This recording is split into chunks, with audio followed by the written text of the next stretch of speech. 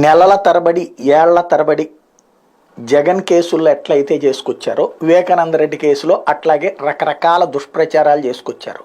అసలు విషయం బయటకు వచ్చిన తర్వాత వివేకానంద రెడ్డి మర్డర్ జరగలేదా? ఖచ్చితంగా జరిగింది. ఎవరు చేశారు? చేసిన వాళ్ళు 4 జైల్లో ఉన్నారు. అందులో ఒక అతను మాత్రం అప్రూవర్ అన్నటువంటి పేరుతో బయట తిరుగుతున్నాడు, దస్తగిరి.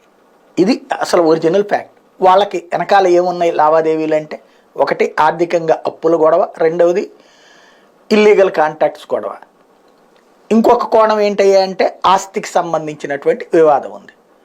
ఈ కోణంలో నుంచి విచారణ కాకుండా విచారణని పక్కదో పట్టించి రాజకీయ కోణంలోకి తీసుకెళ్లే ప్రయత్నం సుదీర్ఘంగా చేసి సుప్రీంకోర్టు మొట్టికాయలు వేశాక ఆగి ఆ తర్వాతన హైకోర్టు, తెలంగాణ హైకోర్టు దగ్గరన ఘాటైనటువంటి తీర్పుతో ఈ ఇన్ఫ్లుయెన్స్డ్ గేమ్ అంటే మీడియాలో వార్తల ద్వారా ఒక కల్పిత కథల్ని సృష్టించి జనన్నెత్తిన రుద్దేసి ఆ తర్వాతన అసలు పాయింట్కి వచ్చేటప్పటికి తప్పించుకునేటువంటి వైనానికి ఇప్పటికి బ్రేక్ పడింది వివేకానంద రెడ్డి హత్య కేసులో.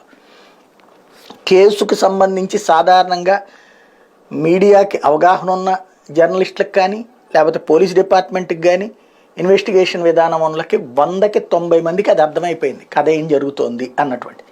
కానీ వక్రీకరణలు మాత్రమే ప్రధానమైనటువంటి, లేదంటే వాదనలతో నిజాన్ని అబద్ధం చేసి నమ్మించే ప్రయత్నం ఎలా జరుగుతుంటుందో అదే ప్రయత్నం చేసుకొచ్చారు ఇక్కడ.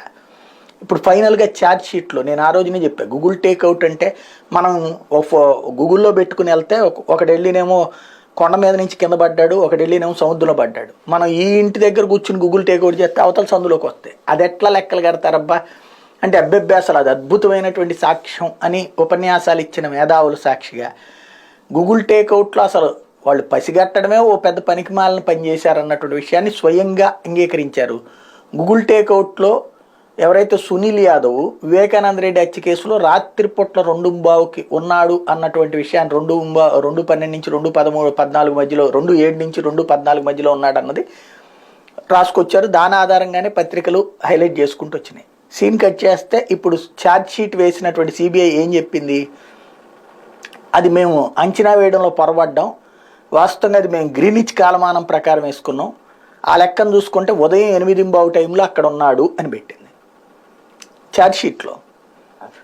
అంటే వాళ్ళు చేసిన పొరపాటు వాళ్ళ దృష్టిలో టెక్నికల్ మిస్టేక్ ఫైనల్ ఛార్జ్ షీట్లో సరి చేసుకున్నారు.